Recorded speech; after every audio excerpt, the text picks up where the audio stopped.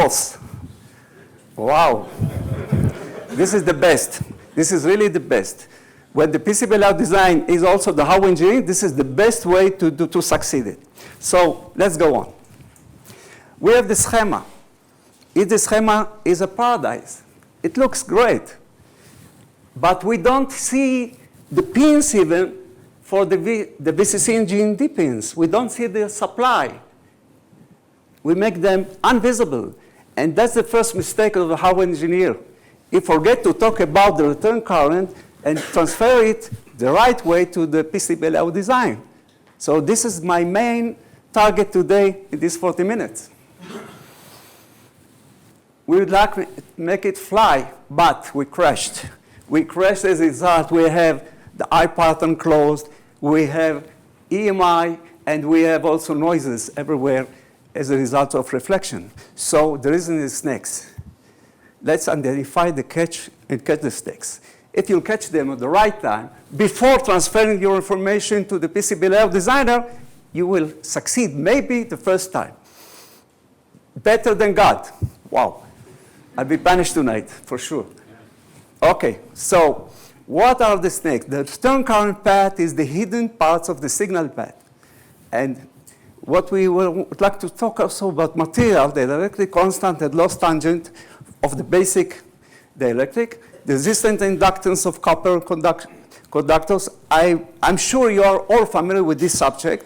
Let's see from other point of view how we would like to see to catch that snake. And the parasitic capacitance between conductors. So we have coupling, crosstalk by coupling, crosstalk by coupling, mutual capacitance, mutual inductance, and the switching signal radiates electromagnetic fields. I'm sure you all know about it. So the hidden harmonics of the switching signal is also, it's a snake. This very, very nice rise time or fall time. But we know that most of signal integrity issues are caused by rise time effect. Signal integrity issues fall into 4 categories: radiated effect as EMI and crosstalk, inductance effect, ground bounds, very familiar, and reflection issue related to the transmission line, and the resistance as a function of frequency, means the skin effects and also dielectric losses. So all them together, as your speed is higher and higher, you got into more and more snakes in your final PCB. The switching time, we have dV to dt and di to dt. We have a rapid change of the voltage and the rapid change of the I. As the rise time or fall time are faster, more problems we got. So what we got as a result of it, we have an electromagnetic wave. The signal transferred himself from being a current or a voltage driven by a current. The current is like the horse, it's not the signal. The man riding on the horse is the signal. So the voltage driven by the current from point to point, now it's become the electromagnetic wave drive the signal from point to point, not the current. So our vision now is electromagnetic waves. Means we move from, and this is the territory of the field. We have here the changing of the voltage in time, and we have the result of changing the current in time. Nothing new. So we have a territory. We have an aura.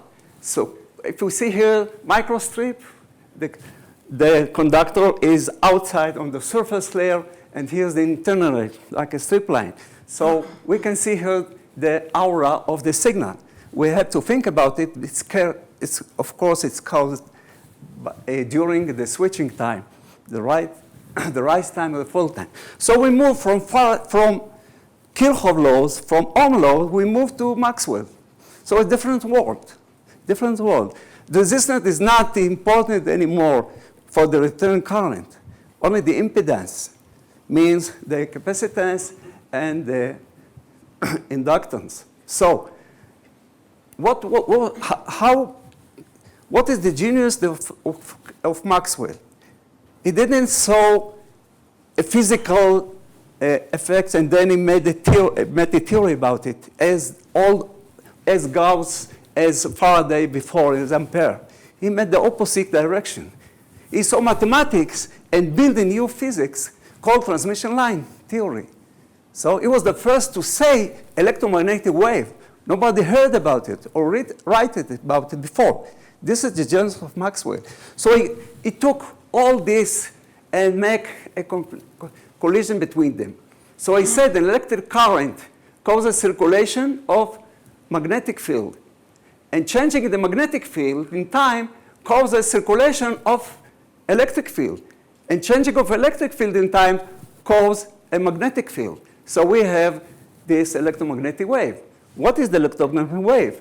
It's not a molecular or atoms of material moving from point to point. Let's see only this square. In this square, you see that take one point. It's just changing the amplitude of the electric field and the magnetic field. But it stayed in the same place. It's not moving there. Okay, so the electromagnetic wave is not, there's no connection between the electrons, excuse me, and the cross-section of the conductor. There's no connection.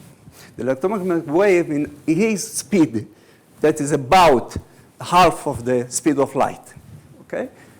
Now, Fourier helped us later that he said the signal on time domain is a sum of infinite number of analog waves, as we see here. What we see here from this axis of time, this is the way the hardware digital designers see. And this is the way the frequency see. This is the way the RF people see the microwave. So this one I can see on the oscilloscope. This one only spectrum analyzer. So it's different kind of engineers here. That's why when you have a mixed schema with RF and digital and analog, the most problem you have by the malfunction. This is this. If we see the sawtooth wave, so it will be a supervision of all the waves, all the harmonics of many analog waves, many sinus with different amplitude. But to get the square wave, our digital rise and fall time, or the clock wave, it's composed only with the odd harmonic, the first, the third, the fifth, and seventh, and so on. They're canceling the even waves. Harmonics are canceling each other. If you try to write the Fourier transform equation. So let's focus on the return current wave, the return current path. Here we have the switching power supply. Here we have the capacitor that we call bypass capacitor or decoupling capacitor. And the most of the signal integrity, here I'm showing one conductor. This is the driver that push the signal. This is the receiver who receive the signal. It's another bypass capacitor for the second chip. So most of signal integrity are impedance mismatching between the conductor and the receiver, or between their driver and the conductor. The others can be timing noise, and of course we don't have enough time to talk about everything. We have a crosstalk between conductors, by inductive coupling and capacitive coupling, and we have the IR drop for the power supply planes. So the most problem is this one, LDI to DT. We call it ground bounce or power bounce. At the top it calls power bounce. At the bottom it called ground bounce. More problems, so we call it the power integrity problem. And of course the EMI radiation, both sides, both direction, emission and immunity. Okay, so this slide is about 6 days course, okay? that I'm running in Israel usually. So this is only this slide. It's 6 days information. We can live about it. Okay. So, of course, we have the manufacturer capabilities and materials. We must have knowledge of materials today. We didn't used to do it 5 or 10 years ago. But now, the hardware engineer, the PCB builder must have much more knowledge about materials. Otherwise, the PCB, the project will not work. This is analog. Analog circuit is better for us. We don't have much more, we don't have really snakes hidden there. Let's see, this is the signal, the current, the supply. We can see the return current. That is our luck. We can see the return current. We see here the voltage, the supply, and the ground pin of all of the component inside. And then we decide about the layer, consider about the layer stack up. And we have to know about, we have the fact that the current flows in a loop. So there must be a return current. So we must find it or suggest it or assume it before transferring the information into the PCB layout software. The area closed here in the return current, as the area is bigger, the problems are bigger. According, it's like such an EMI, a crosstalk, and so on. So let's see some high-speed conductor close to the second layer as the ground layer, let's say. It doesn't matter really if it's a ground plane or the VCC plane, because during the switching time, there are so many capacitors there, real capacitors and parasitic capacitors, that in some harmonics of the wave of our signals, these several capacitors are in short, are in their frequency of resonance, means they are about 0.01 ohm. So it's considered like a short. So they're making a short during the switching time at the right time. It's an AC. We are in an AC mode, not a real DC, it's an AC. So we know capacitors are short for an AC. So as the signal getting advanced in the current, we have this capacitance. This is generally, this capacitance for DC is just a mechanical. It's got a potential to be capacitance. Everywhere you have one metal and the second metal separated from each other by some dielectric material, you have a potential for capacitance. But when you have a switching signal on it, so he develops this inductance and capacitance. The signal becomes an electromagnetic wave. So he finds here a real capacitance. This optional capacitor became a real capacitance. So it closed. This is the starting of the return current. It's starting from here. It's not should be too great as we saw before.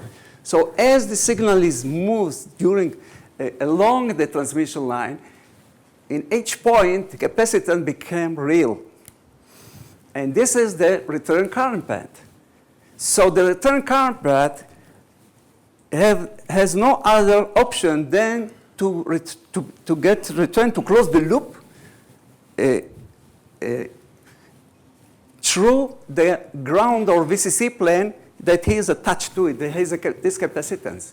But we have the return current path. He got two options.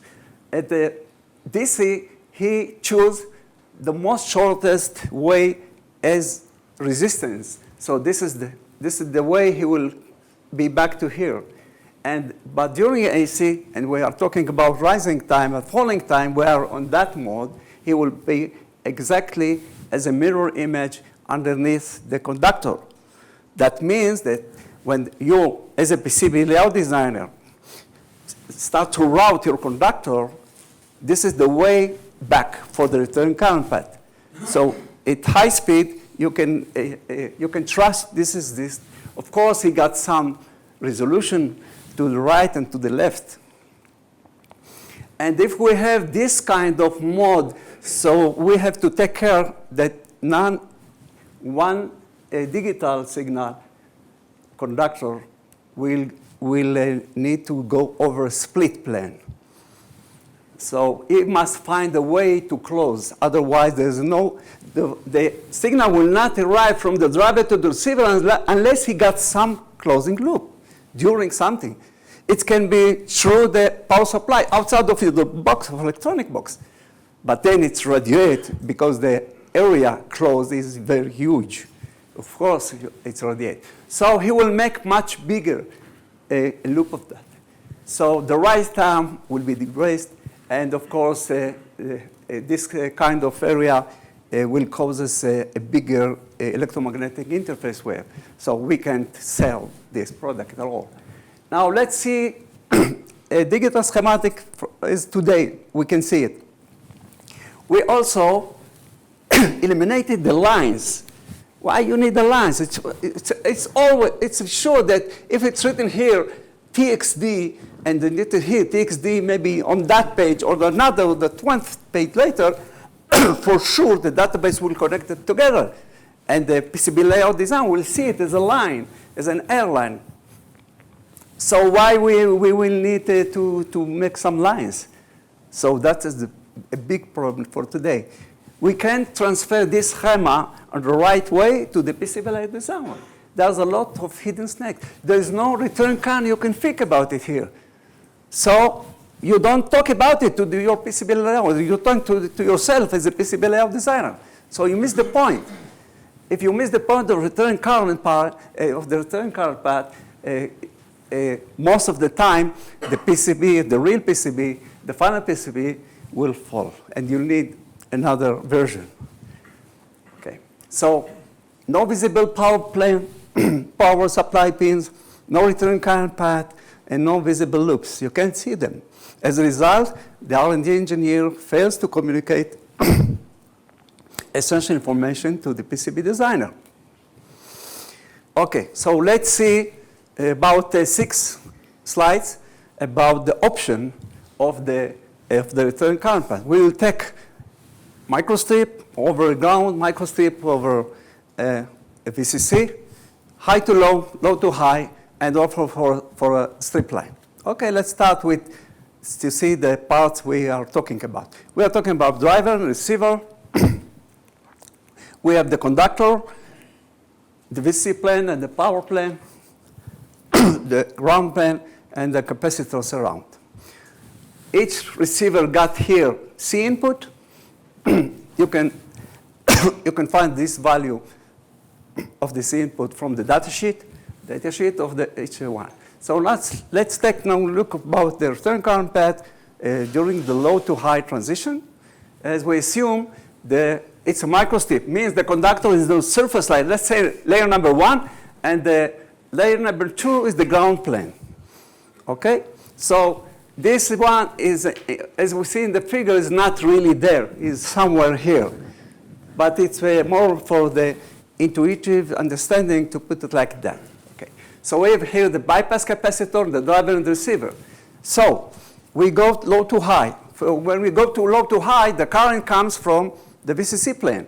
That comes from the power supply plus pin. Okay, so in that case, we are going to move our energy. Let's talk about energy now, not about current. We don't have current in this situation anymore. We have an energy. This energy comes from the VCC plane, and it enters into the conductor, but he goes also and charging the parasitic capacitance. It's not really nice to say about it parasitic capacitance. This is real capacitance, actually. That's the way the vendors producing the capacitors. So we have a metal of the conductor, we have a metal of the ground plane, and we have here the parasitic capacitance. And then charging all. And then you got to charge also the C input of the receiver. By the way, better to choose the most lowest C input of the receivers. It will reduce ground bounce and will reduce many other issues that we can talk about in this short time. So now here's the return current. the current, the energy, must return to the point it started. So how we can make this energy goes from ground to the VCC plane, okay? During DC, it's not impossible. When you are in a logic state of 0 or 1, it's impossible, disconnected. But this capacitor during transition, it is closed now. So he makes this return current. So this loop is very, very important for us. This loop must be minimum area as we can for the placement of the PCB, this area. This loop is a radiation. This causes radiation, direct connection to the radiation. So we must minimize this area. Means make the dielectric distance as close as you can. 3 miles, 4, 5, not 10, not 20, okay? Because it must, of course, to short the conductor. Yeah, we know it from 20, 30 years ago. It's not new to short the conductors. It's our first measure since Faraday.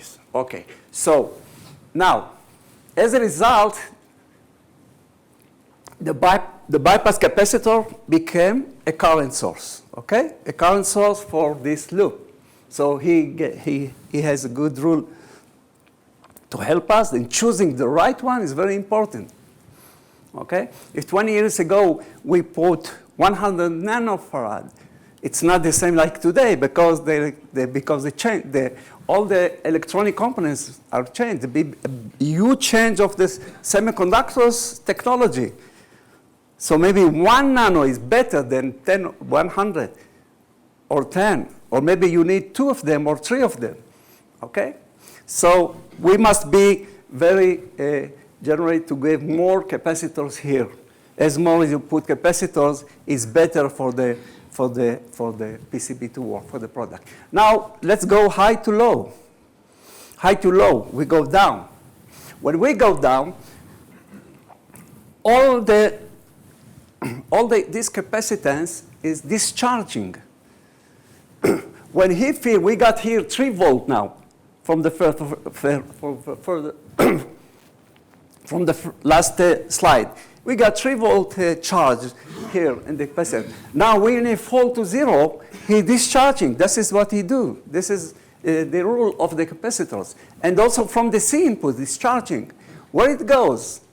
Where it goes? It goes inside the driver pins, and then to the ground plane. This causes a small or huge ground bounce. But we see here only one conductor, one signal. Maybe it's 10 milliamperes. So 10 milliamperes with let's say, even the impedance of the ground plane is 1 ohm. It will be 20 millivolt drop. It's not really noise. But if we got 64 bits, 30 bits of address, 64 of data, and only 1/3 of them are making this move, so double it. 20 times 20 millivolt is 400 millivolt. This is disaster already for the technology of the semiconductor today, okay? 20 years ago, no problem. With TTL, no problem. You got noise margin 2,000 millivolt, no problem. Between 0 and 1. 5 nanosecond rise time, no problem. But today, it is a big problem to have a noise of 200 millivolt in the ground plane, okay? So let's close the loop. This is the loop of the return current pair during high to low transition. Now the current source is not, the parasitic capacitance became current source. So as the conductor is longer, and as the dielectric thickness is higher, more you got ground bounce. The more you got ground bounce. So minimize the conductors and minimize this dielectric thickness from the other reasons that were 20 years ago. It's different reasons, the same direction. Okay, let's see now if it's close to the power plant, we'll make it in short time. So it will be this current. It's a parallel, it's like a mirror image to the before. And this one is for high to low when it's close to the power plane, not the ground plane. Okay, it's about the same, so we make it very quick. Here again, the bypass capacitor is the current source. This loop is very important to make it minimized as much as you can. Okay, so now we know to build a Faraday cage in our layer construction. In that way, the territory of the electromagnetic wave will be closed in some cage and will not go outside to make some EMI problem, but also not to make some crosstalk problem inside. So in this situation, we have here a low to high transition. The energy comes from the plus of the plus voltage of the power supply during his ambassador in the PCB, means the power planes, and this ambassador brings the energy, both sides, at the same time. Now, now the energy charging two capacitors, a positive capacitor at the same time. So if it drives two capacitors, the signal goes slower. Is this a problem to make it slower?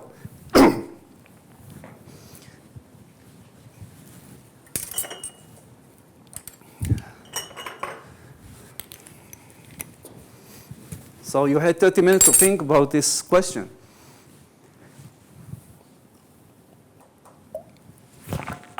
Sorry.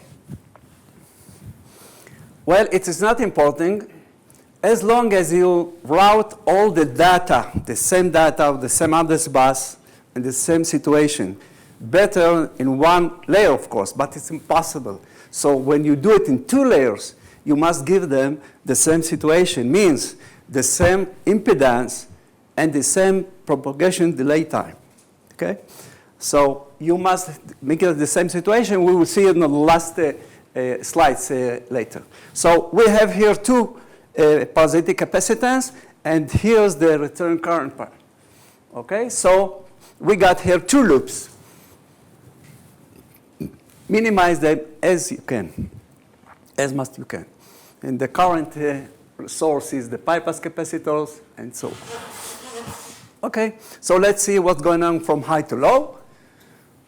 After they were, in the last slide, 12-volt charge, now they are discharging. When they are discharging, they're going back to the driver pins. When you go back to the driving pins, it becomes a ground bounce and a power bounce at the same time. At the same time. This is the situation of this situation now. Okay, so this loop, the distance between the capacitors to the IC, integrated circuit, is very important. All this area should be minimized as you can do it, and not to add more inductance through routing in the wrong way, the connection to the ground plane and the VCC plane. So a thin and a long conductors are very bad, because here we got more induction, more parasitic induction to the ESL induction already exists in the capacitors. So it moves the frequency of the resonant, as I see here. The frequency of the resonant of, let's see, 100 microfarad here, it depends the ESL, equivalent series induction. 16 nanohenry here, 1.6. So when we got 1.6 nanohenry, you got more short, real short, 10 milliohm to 1 milliohm. But when the ESL is higher, it's not a short anymore. Our current source, our bypass capacitor is not short. There's a disconnection. We will have a disconnection and the return current pattern. So we'll find another loop to close. This can be outside of our electronic box through the power supply. So the area will be much, much bigger, and the radiation will be much, much bigger. So we are not allowed to make it that way, because a higher self-inductance, it causes EMI. So we make them much short and wide, and better on on the pad itself. And better 2 better than 1, and 3 better than 2. Why? Because any via is also has a self-inductance, parasitic inductance, okay? So it's the number is like 1 nanohenry for 1 millimeter PCB via. Okay, it's rule of thumb. So if your PCB is 2 millimeters thickness, so you got about 2 nanohenry. It's more close to 1.5 nanohenry any via. Let's say 2 nanohenry. But if you connect 2 inductors in parallel, so the equivalent is half nanohenry, or 1 nanohenry if both are 2. The equivalent of 2 inductors will be half of it. So any way you can put more via, you'll do it. Okay? You must minimize the self-inductance of a whole system here, the capacitors. And if you will not do it, it will move from this resonance to other frequency of resonance. So we can miss the point between the meaning on the schematic and what we'll really have in the real PCB. It will be a big difference about it. So we must consider it by routing right. Because any capacitor, real one, has also equivalent serial induction, equivalent serial resistance. It's materials. So at low frequency, the capacitor is a capacity mode. But at higher, here's induction. Okay? This one, in lower, this frequency is close to 0. So this one is huge, and this one is 0. You can eliminate it. It's negligible. So he behaves like the capacitance. But in higher, this becomes 1 divided by 100 mega. It becomes 0, and negligible. And he acts like inductance. And between them, they are canceling each other at the resonance frequency. And this capacitor behave like a resistor. So as your ECL is lower, you will have this V. Okay, ESR 0 is like here. ESR is higher and higher, go up like here. So the ESL, this line, start here. If you'll route a long and thin conductor from the pad of the PCB to the via of the VCC on GND, instead of having this ESL originally from the capacitor, you will have it here. So you move the frequency of resonance and make it higher. When you make it higher, the capacitance is not short anymore during the rising or falling age. So you have much another problem. Any loop generates radiation. It's an antenna. So consider any conductor with his return current, you will see an antenna radiate, and of course also from the Morse wave. So this is very known equation about how stronger the electric field that came to some distance. Like let's say, according to European ECA 52022, and the newer one for radiation, as the area here is greater, the radiation is higher. So minimize the electric thickness between signal layer and power planes. Now let's take a closed loop to the cage, to the Faraday cage. We usually do that. Most of us. We usually this way when we go to, let's say, some data line conductor, we go through inner layer, let's say number 3, layer 4, 3, and when we have a via here and go X way, horizontal way to vertical way to the Y direction, we go in the same cage. We say, okay, this is the same signal. It's better to be in the same cage. This is wrong. Why? Because the return current, the energy comes here, and the return current from this one will be closer to this ground plane, or this plane. And now, and this one goes there. When they will meet? They will meet far away during some capacitors, because it's a ground plane in the VCC plane, it will become through the capacitor. It will cause a very huge return current loop area. It's an antenna. It's a crosstalk. It's an EMI radiation. So it's not a good way to build our routing X and Y. If we have to do it, we have only one. So you must add some stitching via. So the current from here, from this ground plane, will come to here during this pin because it's a short. So we don't have this area. We minimize it. So put a stitching via, something like 70 or 60 mils pitch away from the signal. The high-speed signal to this pitch is about 60, 70. Don't make it closer. When we make it closer, the antiped in the ground plane will be an area without any copper. So you make the self-inductance of the ground planes and VCC plane much higher, which results in more ground bands and more power bands. So small area is very important. What is better is to route the same signal around the same layer of power. Doesn't matter if it's a VCC or a ground layer. So route the X way, go through the via, and go to the Y way, the horizontal. Okay, this is the horizontal, this is the vertical, let's say. In this way, the return current pair of both segments will be on the same power plane. No area closed anymore between the conductor and the area plane. So the area will be much minimized, to minimize more. There is no any more return current loop area as was before. So this is the right way to route our conductors. You must do the horizontal and vertical around the same power plane. Doesn't matter if it's a VCC plane or a G&D plane. They are on the same voltage almost during switching, during fall time and rise time. They're on the same situation, okay? Because there are many capacitors that are making them short.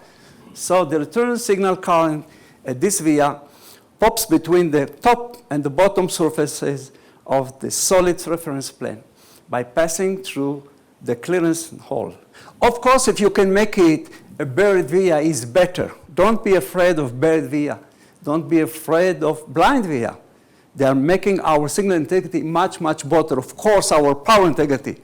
Because the true hole via makes holes, antiped, through the whole power planes. This is a very bad idea. So use buried via as you can.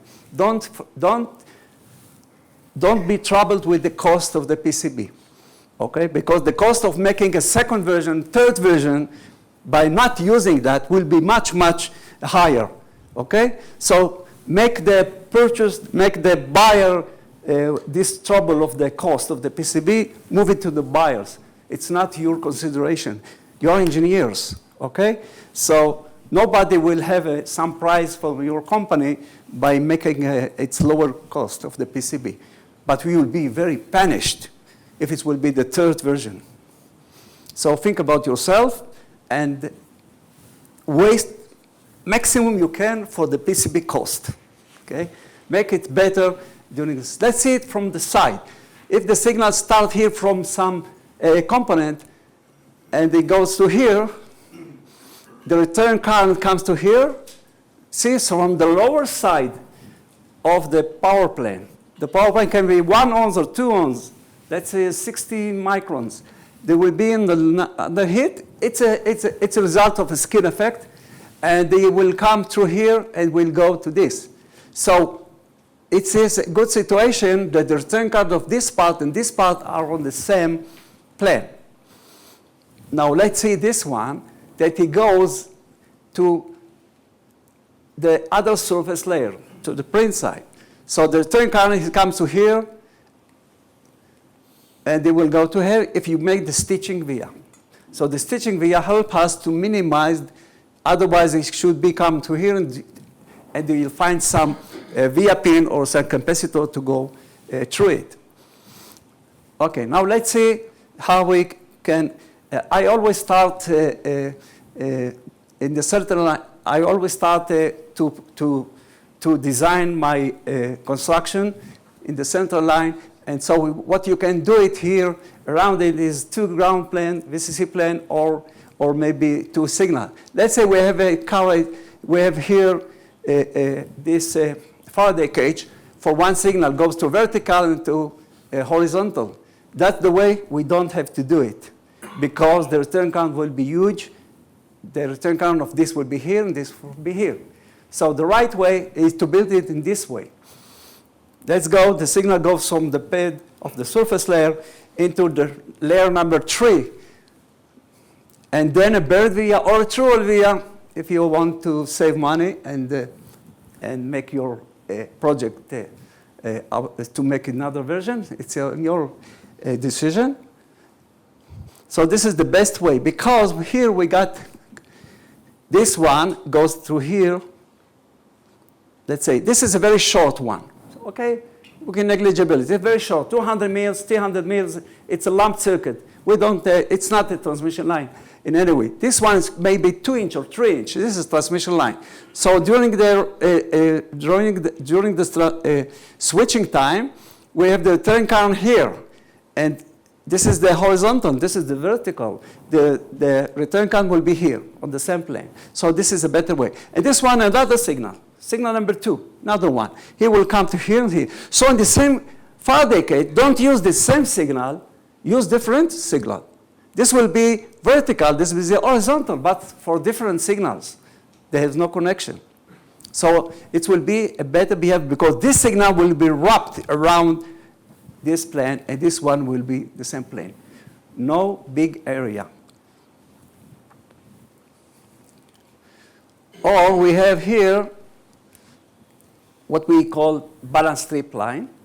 This is a dual strip line. This is a balanced strip line. Only one in each cage. So this is the way to do it. Okay? You see, better buried via than true via. The true via now will make a hole of 1 millimeter diameter, and this plane, this plane, this plane, this plane, all the planes. So the ground bounce and the power bounce will be much, much higher than we have now. Another consideration is the power plane will be minimized. It's like 100, 200 mils from the ground plane.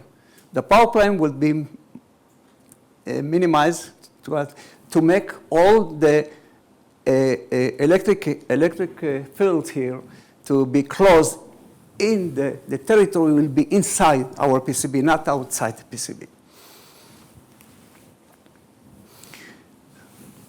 Okay, so we came to the end, and my suggestion is to start with the end. Means to choose the PCB manufacturing before starting the PCB layout. By doing that, we will get the best layer construction.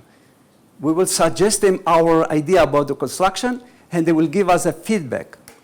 He will run an impedance calculator, and he will give us a feedback. What is the quality of this feedback? The quality of this feedback is that he will consult us for what he got now, the materials he got now. You may make the calculation of the impedance for materials he doesn't have it. So you missed it. You need, if you choose the manufacturer, you suggest him, you offer him your construction, he will give you back, make this material thickness 8 mils, not 7, because he doesn't have it. He will not tell you he doesn't have it in the storage, okay? But it will make the PCB manufacturing much short time, okay? So the impedance control calculating will be on the real dielectric things that he got.